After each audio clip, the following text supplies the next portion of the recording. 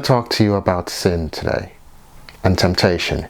In the Bible, Genesis 2:16 to 17 says, "And the Lord God commanded the man, you may freely eat of every tree of the garden, but of the tree of good and evil you shall not eat, for in the day you eat you shall surely die." When God gave that message to man, he was giving them instructions like a good parent.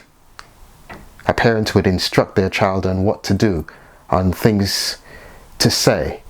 But what we have is Satan coming, using a serpent and saying to the man's wife, not directly to the man, but to his wife. He went and he spoke to her and he said, "Did God really say you shall not eat from any tree in the garden?" And it's interesting that he goes to his wife rather than to the man, because he's trying to subvert the proper order.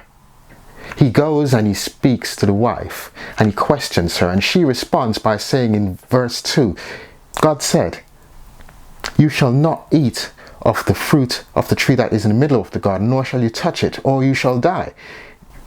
But then what happens is interesting, because Satan then lies. He counteracts God's word, and he says in verse 4 to 5, he says, "The serpent said to the woman, you shall not die, for God knows that when you eat of it, your eyes will be opened and you will be like God, knowing good and evil." In Psalm 32, verses 1 and 2, it says, "Happy are those whose transgression is forgiven, whose sin is covered. Happy are those to whom the Lord imputes no iniquity, and whose spirit there is no deceit." My question to you is, are you happy?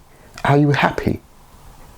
If you're happy, then you can ignore this message. But if you're not happy, if you know deep down there's something wrong, well, I want to say to you, what happened in the garden is happening today. Satan is still trying to trick us, to deceive us, to lead us to do what is wrong, what is against God's will, what is sin.